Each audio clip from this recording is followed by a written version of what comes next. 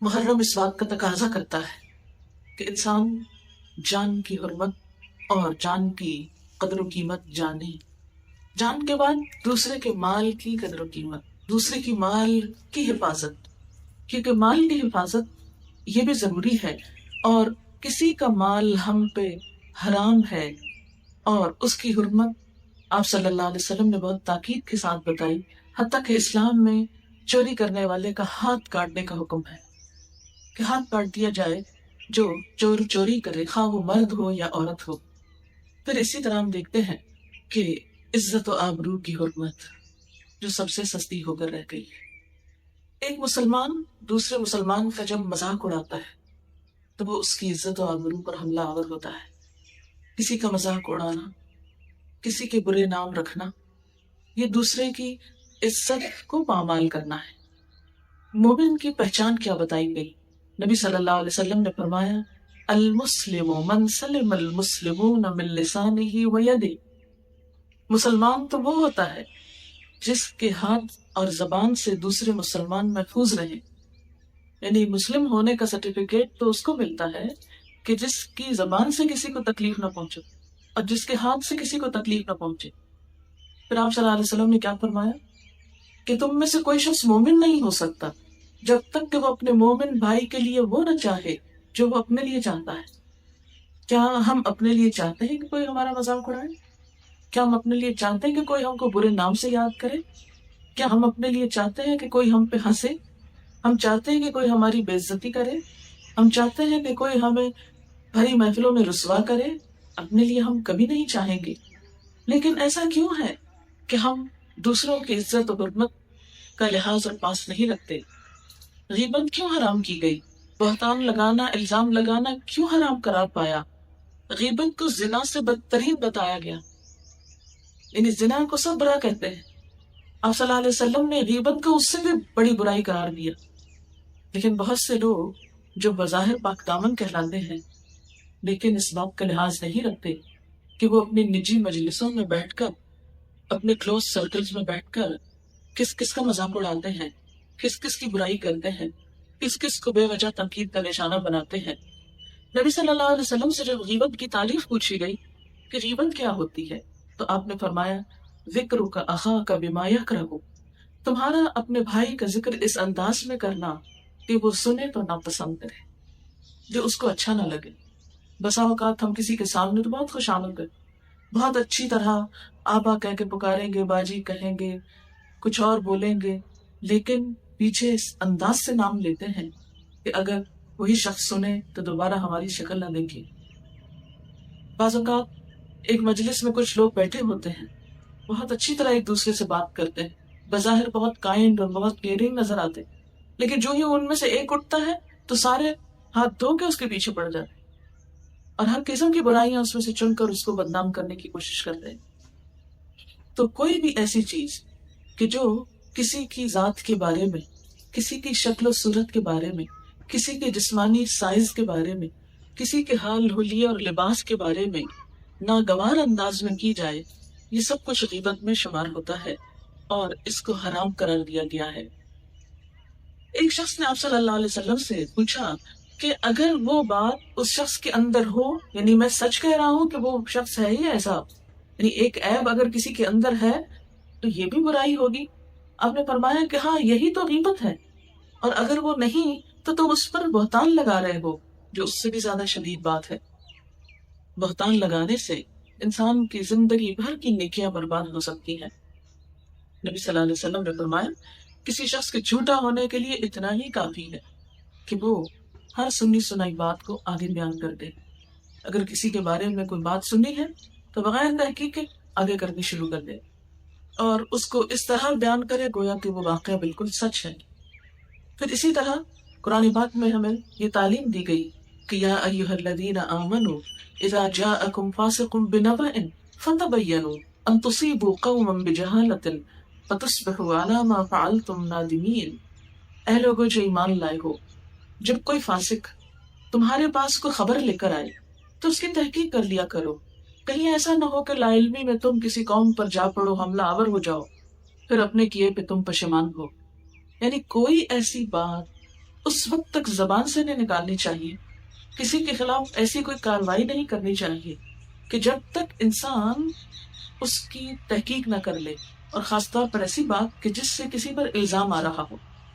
مثلا آپ کے پاس کوئی شخص آیا، اس نے کسی کے بارے میں کوئی ناروا بات کی، مثلا ناروا باتوں میں کیا، تم جانتے ہو فلاں شخص اتنا بڑا غبن کر گیا، کہتے اچھا کر گیا، کوئی تحقیق نہیں کرتے، کچھ نہیں پوچھتے، اب کیا کرتے ہیں، کسی اور کو ٹیلی فون کٹکا دیتے، تو پتا فلاں شخص نے ایسا غبن کر لیا، اور وہاں سے ایک تیسرے تک بات پہنچ جاتی، اور حقیقت اس کی کچھ بھی نہیں ہوتی۔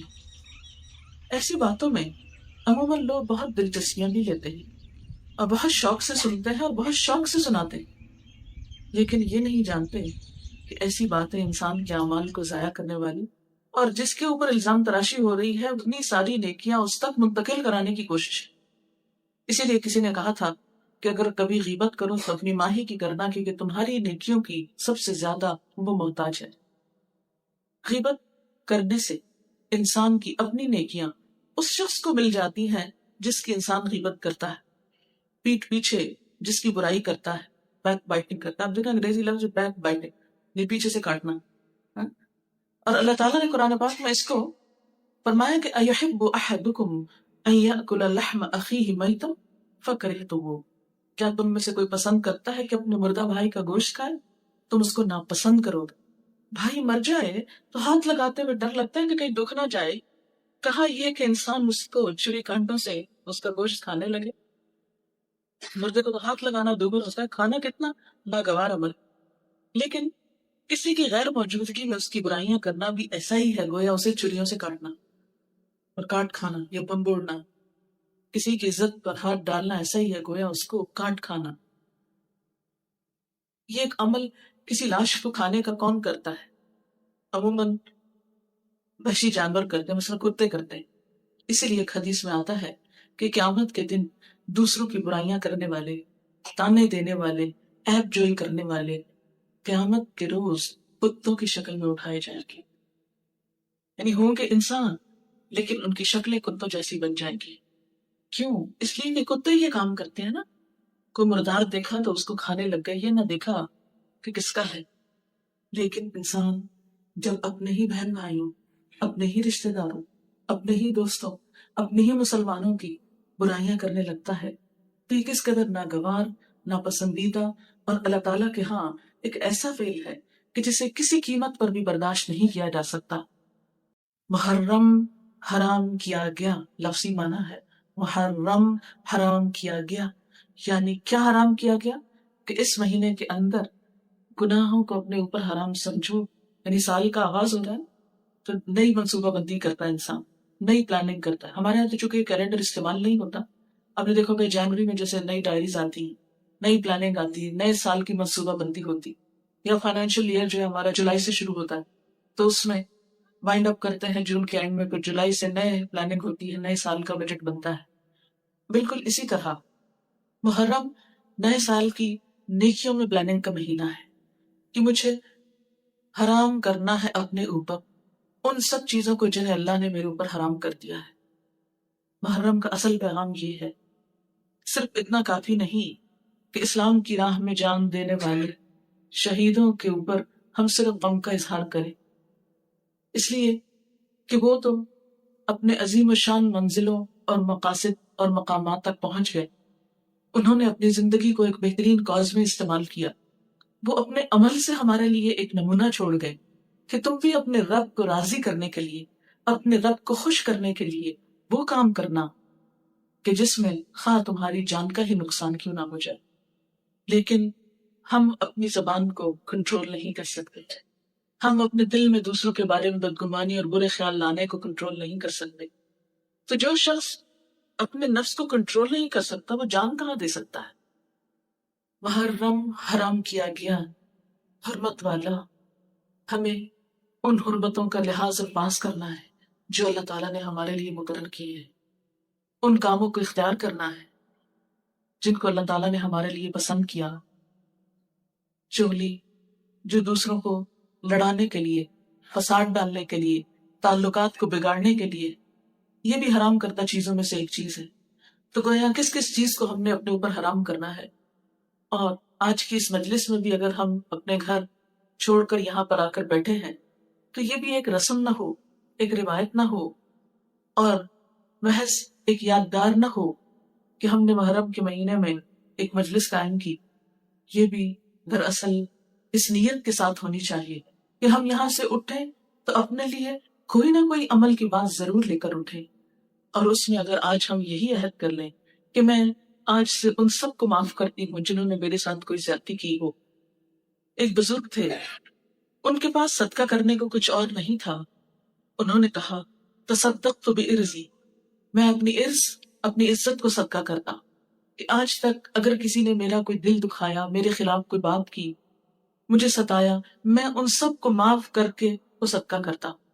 یعنی اپنا بدلہ نہیں لیتا، بدلہ نہ لینے کا صدقہ کرتا. ہم بھی عہد کریں کہ اگر کسی نے ہمارے ساتھ زیادتی کی کبھی، تو ہم بھی تو کسی کے ساتھ زیادتی کرنے والے ہو سکتے ہیں.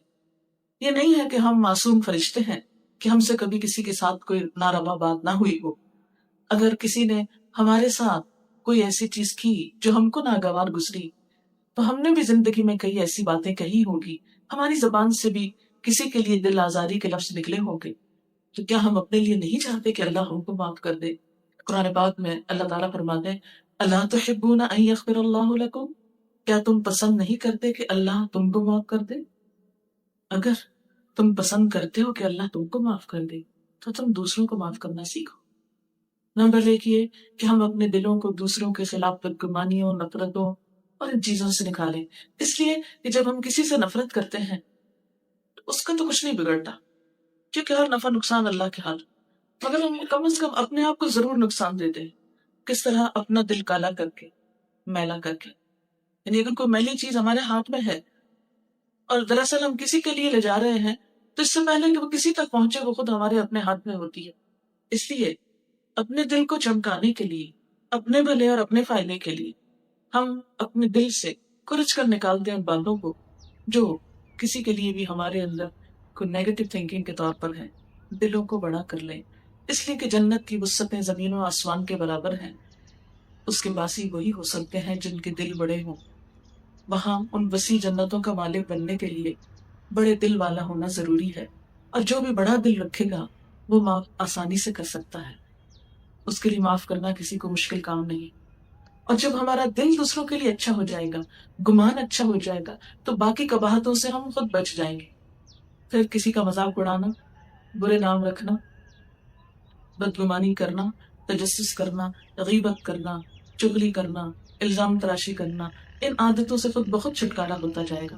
اور جب ان عادتوں سے چھٹکارا ہوگا تو حقیقت میں ہم اللہ کے پسندیدہ بندے ہوں گے اور محرم کا پیغام سمجھنے والے ہوں گے. یعنی مسلمان کی حرمت کا پاس رکھنے والے، جسے اللہ نے معزز بنایا ہے، اللہ تعالیٰ کے اس منصوبے کا ساتھ دینے والے ہوں گے، مومن کے صحیح معیار پر پورے اترنے والے. اور جب تک ان صفات کی نفی ہمارے اندر سے نہیں ہوتی تو دراصل ہم اپنا ہی نقصان کرتے ہیں. اور اس کی مثال ایسی ہی ہے اپنی نیکیاں دوسروں کو دینے کی، کہ ہم اپنا ایک ایسا اکاؤنٹ رکھتے ہوں لیکن اس کی چیک بک کسی اور کے پاس ہو، وہ جب چاہے اس میں سے کیش کروا لے. نیکیوں کے بینک میں نیکیاں ڈال رہے ہیں جبکہ انہیں کیش دوسرے کرواتے جا رہے ہیں، جن کا ہم برا چاہتے ہیں اور جن کو ہم برا سمجھتے ہیں، جن سے ہم نفرت کرتے ہیں، جن کو ہم بدنام کرنا چاہتے ہیں، جن سے ہم کوئی انتقام لینا چاہتے ہیں. دراصل ان سے انتقام کی بات تو بعد میں ہوگی، لیکن اپنی نیکیوں سے ہاتھ دھونا اور اپنے لیے آخرت کے امن کے رستے مسدود کرنا، یہ اگر ہمارے حصے میں نہ آئے. میری اللہ تعالیٰ سے دعا ہے کہ ہم اس مہینے کی حرمت کو سمجھیں، اس کے پیغام کو سمجھیں اور اپنی زندگی کو بدلنے کا عزم کریں. تو میں خلاصہ بیان کروں گی کہ اسلامی کیلنڈر کا پہلا مہینہ، اسے اللہ تعالیٰ نے پہلا بنایا، اس کی حرمت اللہ تعالیٰ نے بنائی، نبی صلی اللہ علیہ وسلم نے باقی رکھی. اور اس مہینے کا روزہ 9ویں 10ویں کا رکھنا افضل ہے. اگر کسی وجہ سے 2 دن کا رکھنا مشکل ہو تو کم از کم 10ویں کا روزہ رکھنے کی نیت. اور اسی طرح حضرت امام حسین رضی اللہ تعالیٰ عنہ کے واقعے سے قربانی کا سبب اور قربانی میں سب سے پہلے اپنی انا قربان کرنا، دوسروں کو معاف کرنا، اور اپنی زبان، اپنے دل، اپنے خیالات کو ان چیزوں سے پاک کرنا جو انسانی تعلقات کی خرابی کا باعث بنتے ہیں، تاکہ ہمارے لیے یہ دنیا کی زندگی باہمی تعلقات کے اچھا ہونے کی وجہ سے ایک جنت بن جائے. کیونکہ شہیدوں کے لیے بھی جنت اسی لیے ہے کہ وہ جان دیتے ہیں. تو جو اپنے نفس کو کنٹرول کر سکے، اپنے نفس کے شر کو ذبح کر سکے، انشاءاللہ ان کے لیے بھی جنت کے دروازے کھلے گی. شرط یہ ہے کہ ہم عمل کرنے والے ہوں. جی کوشچن ہے کوئی تو کر لیجیے. عمل میں اور نیت میں پاکیزگی اور اخلاص اور یہ سب چیزیں کیسے پیدا ہوتی ہیں؟ جس طرح مادی چیزوں کا میلا ہونا ہوتا ہے، ایسے ہی دل بھی میلے ہو جاتے ہیں نا، روح پر بھی دھبے پڑ جاتے ہیں، نیتیں بھی بعض اوقات پھسلنے لگتی. تو جس طرح اس گلاس کو دھونے کے لیے پانی چاہیے اور ڈٹرجنٹ چاہیے، اسی طرح دل کو دھونے کے لیے بھی کچھ چاہیے. دل کو دھونے کا بہترین طریقہ جو ہے وہ کلام الہی ہے، اللہ تعالیٰ کا قرآن ہے. قرآن پاک میں بھی اور حدیث پاک میں وحی الہی کو یعنی قرآن کو بارش سے تشبیہ دی گئی. جس طرح بارش آتی ہے تو پورا ماحول دھل جاتا ہے، ہر چیز پہ پڑتی. بالکل اسی طرح قرآن پاک زندگی کے ہر موضوع، ہر بات، ہر چھوٹی بڑی چیز پر انسان کی رہنمائی کرتا ہے. جب انسان قرآن پاک سے ایک تعلق قائم کرتا ہے تو یقیناً دلوں کی صفائی ہوگی. نبی صلی اللہ علیہ وسلم نے فرمایا کہ دلوں کو زنگ لگ جاتا ہے جیسے لوہے کو زنگ لگتا ہے. تو صحابہ کرام نے پوچھا کہ لوہے کا زنگ دور کرنا تو ہم جانتے ہیں، دلوں کا زنگ کیسے دور کریں؟ تو اس وقت بھی آپ صلی اللہ علیہ وسلم نے یہ فرمایا کہ کثرت سے قرآن کو پڑھو اور موت کو بھی کثرت سے یاد کرو. دو چیزیں انسان کو فائدہ دیتی ہیں. ایک تو یہ کہ انسان اپنے انجام کو سامنے رکھے. دنیا کے کامیاب انسانوں کا جب تجزیہ کیا گیا کہ ان کی کامیابی کی کیا وجوہات تھیں، تو ان میں سے ایک بڑی وجہ یہ بتائی گئی کہ وہ اپنے انجام کو دیکھ کر آغاز کرتے ہیں کسی کام کا، یعنی انجام کو سامنے رکھ کر آغاز. اور عام روزمرہ زندگی میں بھی ہم دیکھتے ہیں کہ مثلاً اگر ہم گلاس کہیں رکھنے لگے تو پہلے دیکھیں گے کہ سرفس کیسی ہے اور پھر انجام دیکھ کے اتنے ہی زور سے رکھیں گے اس کو. اسی طرح کسی بھی کام، مثلاً فرش اگر چکنا ہے تو ہم قدم رکھنے سے پہلے احتیاط کریں گے. اس سڑک سے اتنے میل پر وہ ہے، مجھے اتنے گھنٹے چاہیے، اس کے مطابق آپ سفر کرتے ہیں. اس کو ذہن میں رکھ کے اس کی ڈائریکشن لیں گے آپ. کہ اگر آپ یہ معلوم ہی نہ کریں، کسی کے گھر چلیے وہ تو بہت دور کی بات ہے، کسی کے گھر جانا ہے، مثلا مجھے یہاں آنا تھا، تو اگر مجھے ایڈریس ہی نہیں معلوم تو میں اپنا سفر ہو سکتا ہے ادھر کو کرنے کی بجائے کسی اور طرف کرنے لگے، وقت بھی ضائع ہوتا، آپ لوگ بھی تکلیف اٹھاتے اور مشقت ہی مشقت. تو بالکل اسی طرح ہم سب زندگی کے ایک سفر میں ہیں. جب تک ہم اپنا انجام، اپنی آخرت، اپنا حساب سامنے نہیں رکھتے اس وقت تک یہ سفر درست نہیں ہو سکتا. ایک تو یہ ہے کہ اس کو سامنے رکھنا، دوسرا یہ ہے کہ اپنی کمپنی کو ضرور دیکھیں کہ ہم جہاں اٹھتے بیٹھتے ہیں کہیں ایسا تو نہیں کہ وہاں اللہ کی حدود پامال ہوتی ہے، کہ میں کہیں کسی کے پاس بیٹھتی ہوں تو غیبت شروع ہو جاتی، یا کوئی ایسا انسان میرے آس پاس ہے جس کی سوچ بہت نیگیٹو ہے کہ اس کے پاس بیٹھتے ہی ہر چیز مجھ کو بری لگنے لگتی، ہر چیز میں عیب نظر آتے ہیں، ہر چیز کو کرٹیسائز کر رہے ہیں، ہر چیز کے نیگیٹو پہلو کو، منفی اندھیرے پہلو کو دیکھ رہے ہیں. تو یہ بہت ضروری ہے زندگی میں بھی ایسے لوگوں کے ساتھ تعلق قائم کریں، ایسی مجلسوں میں اٹھیں بیٹھیں کہ جہاں دلوں کی صفائی ہوتی رہے. دلوں کی صفائی کے لیے دو چیزیں بڑی اہم ہیں، ایک اچھی صحبت، اچھی مجلس، اور دوسرے اللہ کی کتاب. کیونکہ نبی صلی اللہ علیہ وسلم نے جب انسانوں کا تزکیہ کیا جیسے قرآن پاک میں آتا ہے، تو اس کے لیے ایک تو آپ کا اپنا وجود تھا اور دوسرے وہ تعلیم تھی، یعلمہم الکتاب والحکمہ، کتاب اور حکمت کو سکھانا. جہاں ہم نے اور بہت کچھ سیکھا ہے، بہت کچھ کرتے رہتے ہیں، وہاں اس چیز کی طرف اپنے فائدے کے لیے توجہ دینا بہت ضروری. کسی بھی چیز کو پہچاننے کے لیے ضروری ہے کہ پہچانا جائے. یہ میں آپ کو بتا دوں کہ عربی زبان جو ہے بولنے کے لیے ایز اے لینگویج تو شاید مشکل ہو، لیکن قرآن پاک میں آتا ہے وَلَقَدْ يَسَّرْنَا الْقُرْآنَ لِلذِّكْرِ فَهَلْ مِن مُدَّكِرٍ. ہم نے قرآن کو نصیحت کے لیے بہت آسان کر دیا ہے، کوئی نصیحت لینے والا؟ خصوصاً ہم لوگوں کے لیے، جبکہ اردو کے 70% لفظ عربی سے آئے. مثال کے طور پر سورۃ الفاتح کو لے لیجیے، الحمد للہ رب العالمین، اس میں ایک لفظ ہے حمد. ہم اردو میں استعمال کرتے للہ، اللہ استعمال کر، رب استعمال کر، العالمین استعمال کر، الرحمن الرحیم، یہ دونوں لفظ ہم استعمال کر، مالک یوم الدین، مالک کا لفظ استعمال کرتے، یوم کا لفظ استعمال کرتے، الدین دین کا لفظ بھی استعمال کرتے ہیں، بس اس کے معنی جو ہے جزا، سزا یا بدلہ۔ دین کا لفظ 2-3 معنوں میں استعمال ہوتا ہے، جس میں سے ایک معنی ہے۔ پھر ایاک نعبدو، ایاک ذرا سا نیا لفظ ہے، نعبدو میں عبد عبادت استعمال کرتے ہیں۔ ایاک نستعین، نستعین جو ہے بظاہر ذرا سا مشکل لفظ لگ رہا ہے، لیکن استعانت مدد کے معنوں میں اردو میں استعمال ہوتا ہے۔ اہدنا ہدایت سے، ہدایت اردو میں استعمال ہوتا ہے۔ صراط المستقیم، صراط مستقیم ہم کتنی دفعہ سنتے ہیں، ہاں؟ صراط الذین، صراط راستے کو کہتے ہیں، الذین جو ہے یہ ذرا سا نیا لفظ ہے، لیکن اتنی دفعہ قرآن میں آتا ہے کہ آپ بہت جلدی یوزڈ ہو جاتے۔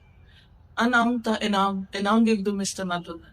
علیہم ذرا سا نیا ہے، لیکن وہ بھی محاورے میں آتا ہے۔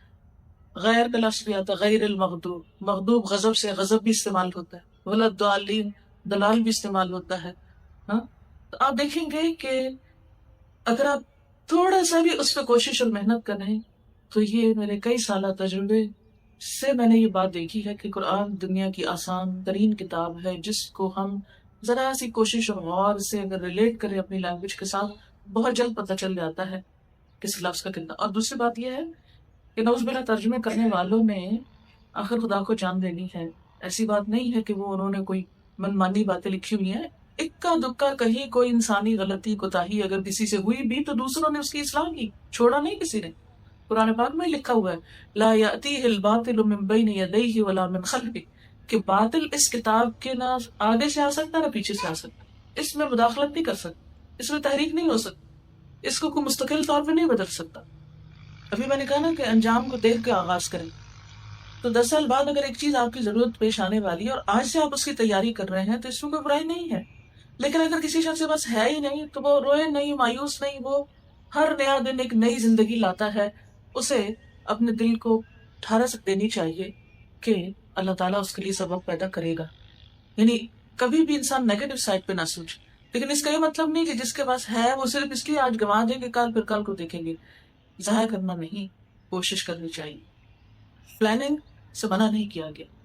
وآخر دعوانا ان الحمد للہ رب العالمین، سبحان اللہ والحمد للہ ولا الہ الا اللہ واللہ اکبر ولا حول ولا قوة الا باللہ العلی العظیم۔ اللہم صلی علی محمد وعلی آل محمد کما صلیت علی ابراہیم وعلی آل ابراہیم انک حمید مجید۔ اللہم بارک علی محمد وعلی آل محمد کما بارکت علی ابراہیم وعلی آل ابراہیم انک حمید مجید۔ ربنا آتنا فی الدنیا حسنة وفی الآخرة حسنة وقنا عذاب النار۔ ربنا لا تزغ قلوبنا بعد إذ هديتنا وهب لنا من لدنك رحمة إنك أنت الوهاب۔ ربنا هب لنا من أزواجنا وذرياتنا قرة أعين واجعلنا للمتقين إماما۔ یا اللہ پاک، جو کچھ ہم نے پڑھا ہے اس میں جو بات آپ کی مرضی کے مطابق ہو ہمیں اس پر عمل کی توفیق عطا فرما، اس کو اپنی رحمت سے قبول فرما، اور اگر کوئی بات نادانستگی میں آپ کی مرضی کے خلاف ہوئی ہو تو ہم سب کو بخش دے اور اس رستے کی ہدایت دے جو تیرا پسندیدہ ہو۔ یا اللہ ہمیں زندگی کے اس امتحان میں کامیاب فرمانا، ہمیں اپنی کتاب اور اپنے حبیب محمد صلی اللہ علیہ وسلم کی زندگی سے بہترین رہنمائی نصیب فرما، ہمارے دلوں میں اپنی محبت پیدا کر دے، ایمان کو ہمارے دلوں میں عزیز ترین بنا دے، ہمیں ایمان کا لطف نصیب فرما۔ یا اللہ تو مسلمانوں کے باہم تعلقات کو درست فرما، یا اللہ مذہب کے نام پر جو نفرتیں عام ہو گئی یا اللہ ان کو دور فرما۔ یا رب العالمین تو سب کلمہ گو مسلمانوں کو باہم ایک دوسرے کے احترام کی توفیق عطا فرما۔ یا اللہ ایک دوسرے کے عزت اور ایک دوسرے کی قدر و قیمت کو پہچاننے کی توفیق دے۔ یا رب العالمین تو ہمیں اپنے مقرب بندوں میں فرما۔ یا اللہ تو ہمیں نیکیوں کی توفیق عطا فرما، ہمیں گناہوں سے بچا، ہم سے وہ کام لے لے جن سے تو ہم سے راضی ہو جائے۔ یا اللہ جنہوں نے اس مجلس کا اہتمام کیا ہے اس مجلس کو ان کے لیے صدقہ جاریہ بنا۔ یا رب العالمین تو ہم سب کو اس مجلس کی برکتوں سے مالا مال فرما، ہمیں اپنا قرب نصیب فرما۔ اللہم انا نعوذ بک من جہد البلاء ودرک الشقاء وسوء القضاء وشماتة الأعداء لا حول ولا قوة إلا بالله العلی العظیم۔ اللہ تعالیٰ تو ہماری اس کوشش کو قبول فرما، تمام بیماروں کو صحت عطا فرما، سب دکھی لوگوں کے دکھ دور فرما، جو مالی مشکلات میں مبتلا ہیں اللہ ان کی مشکلات کو آسان فرما۔ اللہ تعالیٰ اس مجلس میں جو بھی حاضر ہیں ان کا آنا، ان کا بیٹھنا، ان کا وقت لگانا قبول فرما، ان کے دلوں میں جو دعائیں اور نیک تمنائیں ہیں ان کو پورا فرما۔ یا اللہ تو ہم سب کو اپنا قرب نصیب کر، امت مسلمہ پہ اپنی رحمت نازل فرما۔ یا اللہ ہم مسلمانوں کے دلوں میں باہم محبت پیدا کر دے، تو وہ اپنی ذات کی طرف رجوع کرے اور خود کو ملامت کرے، اپنے نفس کو کہے اے نفس یہ ساری مصیبت تیرے اپنی وجہ سے آئی ہے، اگر تیرے اندر کوئی خیر ہوتی تو تیری دعا قبول ہو جاتی۔ اور انسان کا اپنے نفس کو ملامت کرنا، یہ کہنا I was wrong, I am wrong، اللہ کو بہت سے نیک اعمال سے زیادہ محبوب ہے، کیونکہ لا الہ الا انت سبحانک انی کنت من الظالمین۔ اللہ تعالیٰ میری غلطی ہے، آپ کا کوئی قصور نہیں، ساری بھلائی تیرے ہاتھ میں ہے، سبحانک تو پاک ہے ہر نقص اور عیب سے، غلطی میرے اپنے اندر ہے، مجھے میری غلطیاں دکھا دے، مجھے ان پر توبہ کی توفیق دے دے، مجھے اصلاح کی توفیق دے دے۔ آدم علیہ السلام کی توبہ کیسے قبول ہوئی تھی، آسانی کیسے ہوئی تھی؟ ربنا ظلمنا انفسنا وان لم تغفر لنا وترحمنا لنکونن من الخاسرین۔ اللہ ہم نے اپنی جان پر ظلم کیا ہے، اگر تو ہمیں بخشے گا نہیں اور تو ہم پہ رحم نہیں کرے گا تو ہم ضرور خسارہ اٹھائیں گے۔ تو ہوتا بھی یہی ہے، ما اصابک من مصیبت فبما کسبت ایدی، یعنی تمہارے اپنے ہاتھوں کی کمائی سے تم پر مشکل آئی ہے۔ یعنی اگر انسان دعا کی قبولیت کا اہل نہیں، یعنی ایک انسان ہے مستجاب الدعوات ہے، ادھر دعا کرتا ہے ادھر دعا قبول ہوتی ہے، ادھر مشکل آسان ہو جاتی۔ ایک انسان ہے وہ ایسا نہیں ہوتا، دعا کرتا ہے مشکل آسان نہیں ہوتی، پھر کیا ہے؟ مطلب یہ ہے کہ ابھی وہ اس کا اہل نہیں کہ اس کی دعا قبول ہو۔ لہٰذا وہ جب اپنی غلطی کا اعتراف، اپنے گناہوں کا اعتراف اور استغفار کی کثرت کرتا ہے تو گناہ مٹ جاتے ہیں، رستے آسان ہو جاتے ہیں۔ تو استغفار بہت فائدہ مند چیز ہے ہر تنگی اور رکاوٹ دور کرنے کے لیے، جیسے مال میں تنگی آئی ہے یا اولاد میں ہے یا کاروبار میں ہے یا کسی بھی طرح کی دل میں تنگی ہے، رزق میں تنگی ہے، استغفار کی کثرت ان ساری رکاوٹوں کو استغفار دور کرتا ہے۔ اور پھر خاص طور پر صدقہ و خیرات، لوگوں کو دینا، لوگوں پر احسان کرنا، لوگوں کی زندگیوں کو آسان کرنا، اطاعت کے کام کرنا، یعنی صرف دل سے نہیں، یعنی زبان سے بھی اور عمل سے بھی۔ اب مثلا دوسروں کی زندگی آپ کیسے آسان کر سکتے ہیں؟ ان کو کوئی اچھا مشورہ دے کے، ان کا کوئی کام کر کے، ان کی کوئی مدد کر کے، کیونکہ جو انسان کسی کی مدد نہیں کرتا، کسی کی خدمت نہیں کرتا، کوئی کام نہیں کرتا، نکما اور بیکار ہوتا ہے، وہ کسی کے دل میں عزت نہیں پا سکتا، وہ کسی کے دل میں جگہ نہیں بنا سکتا۔ اور جب آپ کسی کی مدد نہیں کرتے تو کوئی آپ کی مدد کب کرے گا؟ ان تنصر اللہ ینصرکم، اگر تم اللہ کی مدد کرو گے، اللہ کو تو مدد نہیں چاہیے، مطلب کیا ہے؟ اللہ کے دین کی، یا اللہ نے جہاں جہاں مدد کرنے کا کہا ہے، ینصرکم، تو مدد تمہارے پاس آئے گی۔ حدیث میں آتا ہے کہ جو بندہ بندوں کی ضروریات پوری کر رہا ہوتا ہے اللہ تعالیٰ اس کی حاجتیں پوری کر دیتا ہے۔ لیکن اگر ہم سستی کا شکار ہوں اور اگر ہم صرف اپنی ہی دنیا میں کھوئے رہیں اور بندوں کے لیے خیر اور بھلائی کا باعث نہ بنے تو زندگی تنگ ہونے لگتی ہے۔ اور پھر نماز اور صبر کے ذریعے مدد حاصل کرنا، ہمت کرنا اور صبر کرنا، وَاصْبِرْ عَلَىٰ مَا أَصَابَكَ إِنَّ ذَلِكَ مِنْ عَزْمِ الْأُمُورِ، صبر کے نتیجے میں تکلیفیں دور ہو جاتی ہیں۔ ابن قیم کہتے ہیں 3 چیزیں انسان کو آزمائش پر صبر کرنے پر آمادہ کرتی ہیں۔ نمبر 1 یہ کہ انسان اچھے بدلے کو ذہن میں رکھے، یعنی تکلیف کیسے آسان ہوگی کہ انسان سوچو میرے لیے اجر ہی اجر ہے، جتنی دیر یہ تکلیف ہے دل خوش ہو جائے گا اس کا۔ دوسرا یہ کشادگی کی روح کا انتظار کرنا، یعنی تکلیف میں کشادگی کے انتظار میں کہ ابھی کھل جاتا راستہ، ابھی مثلا آپ ٹریفک جام میں پھنس گئے تو بجائے اس کے کب کھلے گا، پتہ نہیں کتنے گھنٹے لگیں گے، نیگیٹو سوچنے کے بس ابھی ہوگا، اس وقت سے میں کوئی فائدہ اٹھا لوں، کچھ پڑھ لوں، کچھ ذکر کر لوں، ایک صورت یاد کر لیتی، آپ دیکھیں گے آپ کو یاد ہی نہیں رہے گا کہ راستہ بند تھا، کھل جائے گا، اللہ کو پکارنے لگیں گے آپ۔ اور تیسرا یہ ہے کہ مصیبت کو 2 چیزوں سے دور کرنا، یعنی بندہ اپنے اوپر اللہ کی نعمتوں کو شمار کرے، اور اگر وہ انہیں گننے اور شمار کرنے سے عاجز آ جائے گا تو وہ مصیبت اس پہ آسان ہو جائے گی جس میں وہ مبتلا ہے، کیونکہ وہ اتنی ہی نعمتیں یاد کر لے گا کہ وہ کہے گا یہ کیا مشکل ہے۔ پھر قرآن سے تعلق جوڑنا، ابن قیم کہتے ہیں کسی نیک آدمی سے کہا گیا ہم روزانہ کتنا قرآن پڑھیں؟ انہوں نے کہا اتنا پڑھو جتنی آپ خوش نصیبی اور سعادت چاہتے ہو، یعنی جتنی خوش نصیبی چاہتے ہو اتنا پڑھتے جاؤ۔ بعض مفسرین کہا کرتے تھے جنہوں نے قرآن کی تفسیریں لکھی ہیں، ہم قرآن پڑھنے میں مشغول ہوئے تو ہمیں دنیا میں برکات اور خیرات نے ڈھانپ لیا، کیونکہ قرآن جو ہے وہ ہیلنگ بھی کرتا ہے، قرآن شفا ہے. پھر مشکل حالات میں جزا فضا نہیں کرنی، رونا دھونا نہیں، فضول باتیں نہیں کرنی، چڑچڑا پن نہیں ظاہر کرنا. رسول اللہ صلی اللہ علیہ وسلم نے فرمایا 2 آوازیں دنیا اور آخرت میں ملعون ہیں، نعمت ملنے پر گانا بجانا یعنی میوزک اور یہ سب کچھ، اور مصیبت کے موقع پر جزا فضا کرنا، رونا، حال دعائی، چیخ چلانا، یہ سب. پھر آپ دیکھیے کہ بندوں سے شکوہ نہیں کرنا. کیا ہوتا ہے مشکل ہوتی، اس کو سنا کہانی، اس کو سنا، اس کو سنا، اور اس سے کیا ہوتا ہے وہ وقتی طور پہ انسان کو تھوڑے سے کتارسس محسوس ہوتا ہے، دعا میں کمی آ جاتی. جب دل بھرے اور دعا کثرت سے کرے تو وہ زیادہ فائدہ مند ہے. رسول اللہ صلی اللہ علیہ وسلم فرماتے ہیں کہ اللہ تعالیٰ نے فرمایا جب میں اپنے مومن بندے کو آزماتا ہوں اور وہ تیمارداری کرنے والوں کے سامنے میرا شکوہ نہیں کرتا، یعنی بیمار ہوتا ہے تو اللہ کی شکایت نہیں کرتا، تو میں اس کو اپنی قید سے آزاد کر دیتا ہوں. اس کے پہلے گوشت کے عوض بہترین گوشت عطا کرتا ہوں، اور اس کے پہلے خون کے بدلے بہترین خون عطا کرتا ہوں، اور وہ اثر نو پھر عمل کرنا شروع کر دیتا ہے. پھر مشکل حالات میں کمزوری نہیں دکھانی چاہیے، کمزور نہیں پڑنا چاہیے مشکل کے آگے، کیونکہ اللہ والے ایسے ہی ہوتے ہیں.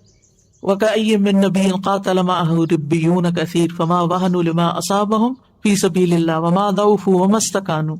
نہ وہ کمزور پڑے، نہ ہمت ہاری، نہ دبے، اور اللہ صبر کرنے والوں سے محبت کرتا ہے.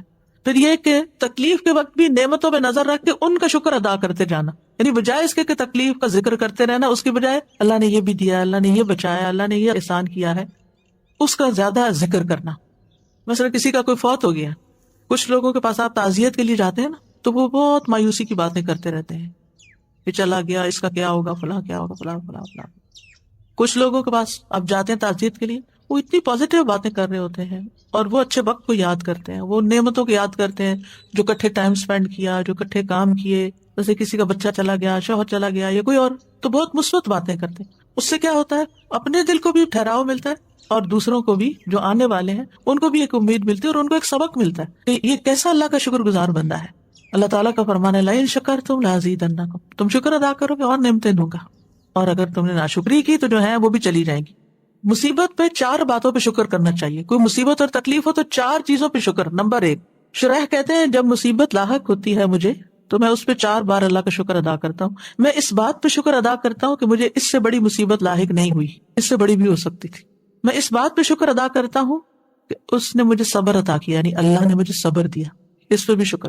پھر کہتے ہیں میں اس بات پہ اللہ کا شکر ادا کرتا ہوں کہ اس نے مجھے انا للہ و انا الیہ راجعون کہنے کی توفیق عطا کی، کیونکہ اس طرح میں ثواب کی امید رکھتا ہوں. اولئک علیہم صلوات من ربہم ورحمہ واولئک هم المہتدون. ساتھ ہی اللہ تعالیٰ کی طرف سے بشارتیں ہیں. میں اس بات پر شکر ادا کرتا ہوں کہ یہ مصیبت میرے دین میں واقع نہیں ہوئی.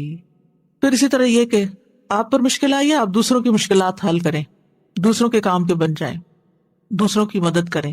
جس نے کسی مومن سے دنیا کی تکلیفوں میں سے کسی تکلیف کو دور کیا، اللہ اسے قیامت کے دن کی تکلیفوں میں سے کسی تکلیف کو دور کر دے گا. جس نے تنگ دست پہ آسانی کی، اللہ اس پر دنیا اور آخرت میں آسانی کرے گا. جو کسی مسلمان کی پردہ پوشی کرے گا، اللہ اس کی دنیا اور آخرت میں پردہ پوشی کرے گا. اللہ اس وقت تک بندے کی مدد میں ہوتے ہیں جب تک وہ بندہ اپنے بھائی کی مدد میں لگا رہتا ہے. پھر دعاؤں کی کثرت. فرمایا لوگوں میں سب سے عاجز وہ ہے جو دعا میں عاجز ہے، دعا نہیں کرتا. اور خوشحالی اور آسودگی میں زیادہ دعائیں کرنی چاہیے، ذکر کی کثرت کر دینی چاہیے، کیونکہ ذکر کی وجہ سے اللہ تعالیٰ مشکل کو آسان کر دیتا ہے، تنگی کو آسانی میں بدل دیتا ہے، مشقتیں کم ہو جاتی ہیں. جب کسی مشکل کام پر اللہ کا نام لیا جاتا ہے تو وہ مشکل آسان ہو جاتی ہے. کسی مشقت پر اللہ کا ذکر کیا جاتا ہے تو مشقت آسان ہو جاتی ہے. کسی سختی پر اللہ کا ذکر کیا جاتا ہے تو وہ زائل ہو جاتی ہے. کسی تکلیف پہ اللہ کا ذکر کیا جاتا ہے تو وہ ختم ہو جاتی ہے. اللہ کا ذکر کرنا غم اور پریشانی دور کرنے کا ذریعہ ہے. ذکر کی کثرت کریں. اللہ تعالیٰ فرماتے ہیں لولا تستغفرون اللہ لعلکم ترحمون. کتنی چھوٹی سی کتنی پیاری آیت ہے. لولا تستغفرون اللہ، تم اللہ سے استغفار کیوں نہیں کرتے؟ لعلکم ترحمون، تاکہ تم پہ رحم کیا جائے. نہیں تم استغفار کرو گے تو تمہاری طرف اللہ کی رحمت آ جائے گی. اور تنگی کیسے پیدا ہوتی ہے؟ انسان کے گناہوں کی وجہ سے، اپنے ہی اعمال کی وجہ سے، یا پھر اللہ کے ذکر سے روگردانی کی وجہ سے. وَمَنْ أَعْرَضَ عَنْ ذِكْرِي فَإِنَّ لَهُ مَعِيشَةً ضَنْكًا. پھر یہ کہ عبادت کے لیے وقت نہ نکالنے کی وجہ سے بس دنیا دنیا دنیا. اللہ تعالیٰ فرماتے ہیں اے ابن آدم، تم اپنے آپ کو میری عبادت کے لیے فارغ کر لو، میں تمہارے دل کو بے نیازی سے بھر دوں گا، میں تمہارا فقر دور کر دوں گا. لیکن اگر تم ایسا نہیں کرو گے تو میں تمہارے دونوں ہاتھوں کو کام میں مشغول کر دوں گا، اس کے باوجود تمہارا فقر دور نہیں کروں گا. جو شخص صرف دنیا کی فکر کرتا ہے اس کے معاملات سلجھنے کی بجائے بگڑنا شروع ہو جاتے ہیں. یعنی اگر آپ سب کچھ چھوڑ کر صرف دنیا سنوارنے کے پیچھے لگ جائیں تو وہ نہیں سنورے گی. جب دل میں ایک فقر اور ایک پریشانی لگ جائے گی تو ڈھیروں چیزیں بھی آپ کے دائیں بائیں ہوں تو آپ کو نظر نہیں آئیں گی. رسول اللہ صلی اللہ علیہ وسلم نے فرمایا جس شخص کا مقصد اور پریشانی غم دنیا ہو اور وہ دنیا کا ہی ہو کر رہ جائے اور وہ اسی کی نیت کرتا ہو تو اللہ اس کی آنکھوں کے سامنے اس کا فقر کر دیتے ہیں اور اس کے معاملات اس پر بکھیر دیتے ہیں اور اس کو اتنا ہی ملتا ہے جو اس کے لیے لکھ دیا گیا ہے. اور جس شخص کا مقصد آخرت ہو اور حرص آخرت ہو وہی اس کا ہدف ہو جائے وہ اسی کی نیت کرتا ہو تو اللہ تعالیٰ اس کے دل میں غنا ڈال دیتے ہیں اور اس کے معاملات کو یکجا کر دیتے ہیں. اس کو اپنی حاجتوں کے لیے بھاگنا نہیں پڑتا, دنیا اس کے پاس ذلیل ہو کر آتی ہے. اور جو شخص دنیا کی فکر کرتا رہتا ہے بس اللہ تعالیٰ اس سے بے نیاز ہو جاتا ہے. رسول اللہ صلی اللہ علیہ وسلم نے فرمایا جو اپنے غموں کو ایک ہی غم بنا لے, سارے غم جمع کر کے ان کو ایک غم میں ڈال لے اور وہ آخرت کا غم, تو اللہ اس کے دنیا کے غموں سے اسے کفایت کرے گا. جب آخرت کا غم لگتا ہے تو پھر انسان آخرت کی تیاری میں لگ جاتا ہے نا, اچھے اچھے کاموں میں لگ جاتا ہے. اور جس کو پریشانیاں ادھر ادھر بھٹکا کر لے جائیں اللہ اس کی پرواہ نہیں کرے گا کہ وہ دنیا کی کس وادی میں ہلاک ہوتا ہے. اللہ کو اس کی کوئی پرواہ نہیں. یعنی آپ پریشان ہوئے, آپ نے نماز بھی ٹھیک سے نہیں پڑھی, آپ جو نیکی کے کام کرتے تھے وہ بھی چھوڑ دیے, بندوں کی خدمت مدد وہ بھی چھوڑ دی. پنجابی میں ایک لفظ ہوتا ہے ویر کے بیٹھنا, کبھی سنا یہ لفظ ویرنا؟ ایک دو لوگوں کو سمجھ آ گئی میں نے کیا کہا. جیسے بچے ہوتے ہیں نا تو اگر ماں ان کو ڈانٹ دیتی ہے تو وہ ویر کے بیٹھ جاتے ہیں, ان کو پھر وہ کہے کھا لو تو وہ کھاتے نہیں, کہتے سو جاؤ تو سوتے نہیں, ان کو جو کچھ کہیں وہ ایک بات نہیں ماننے کو تیار ہوتے. اس کیفیت کو کہتے ویرنا. ناراض ہونا ہلکا, روٹ کے اکڑ کے بیزار ہو کے اڑ کے بیٹھ جانا, کوئی بات نہ سننا نہ کچھ کرنا, ضدی ڈھیٹ, یہ سارے لفظ کٹے ہیں اس میں. ہمارے گھر میں یہ لفظ استعمال ہوتا تھا جب کوئی بچہ اس طرح کی کیفیت میں نہیں کو کہا نا جلدی کرو یہ کام, نہیں کرتا, بس پھر بیٹھ کے روٹ کے اٹھے موڈ آف, بھئی کس بات سے کوئی پتہ نہیں, کھا لو نہیں کھانا, اسکول جاؤ نہیں جانا, یعنی کوئی بات نہ ماننا. تو جب کوئی بندہ یہ رویہ اختیار کر لیتا ہے تو پھر اللہ تعالیٰ اس کی پرواہ چھوڑ دیتا ہے کہ وہ کہاں ہلاک ہوتا ہے, وہ ہو جائے جہاں ہوتا ہے, کیونکہ وہ نہ اللہ کی سنتا نہ بندوں کی سنتا ہے. ایگوسٹک ہے نا کہ بس جو میرے دل میں آ گیا میں نے تو وہ کرنا ہے, نہ ماں باپ کی پرواہ, نہ کسی اور کی پرواہ, نہ کسی کی شرم و حیا, نہ کچھ. تو پھر ایسی صورت میں اگر کوئی بندہ اللہ سے ناراض ہو کے بیٹھا ہوا ہے یا ایون بندوں سے بھی ناراض ہو کے بیٹھا ہوا ہے, یعنی ناراضگی میں ہمیں کمیونیکیشن بڑھانی چاہیے. عام طور پر دیکھا گیا لوگوں کی عادت کیا ہوتی ہے, ناراض ہوئے تو بات ہی نہیں کرنی, سب سے پہلے تو بولنا چھوڑتے ہیں. وہ سمجھ کیسے آئے کہ آپ کو کیا مشکل ہے, وہ کہتے ہیں خود ہی بوجھو. وہی کیسے بوجھے, ہمیں کوئی غیب کا علم ہے, ہمیں نہیں معلوم کہ مزاج شریف پہ کیا چیز ناگوار گزر گئی. تو یہ چیزیں کسی اور کو نقصان نہیں دیتی, یقین کریں یہ جو کرتا ہے اسی کو نقصان دیتی. اللہ تعالیٰ بھی اس کی پرواہ چھوڑ دیتا ہے, اور بندے بھی ایک دو دن ناز نخرے اٹھاتے ہیں پھر اس کے بعد چھوڑ دیتے ہیں کہ یہ تو اپنی ہی ماننے والا ہے, جب اس کا اپنا موڈ ٹھیک ہوگا تو وہ ٹھیک ہو جائے گا خود ہی, چھوڑو اس کو. تو اپنے اس خول سے باہر نکلنا ہے, انا سے باہر نکلنا ہے, اپنی غلطی ڈھونڈنی ہے. اس طرح کی جو کیفیات نا اصل میں شیطان کی طرف سے آتی ہے, اور شیطان انسان کا سب سے بڑا دشمن ہے. وَأَمَّا مَن بَخِلَ وَاسْتَغْنَى, یہ اس کی ایک تفسیر ہے. وَكَذَّبَ بِالْحُسْنَى, نیکی کے بعد کوئی مشورہ کوئی نصیحت سب جھٹلا دی. وَسَنُيَسِّرُهُ لِلْعُسْرَى,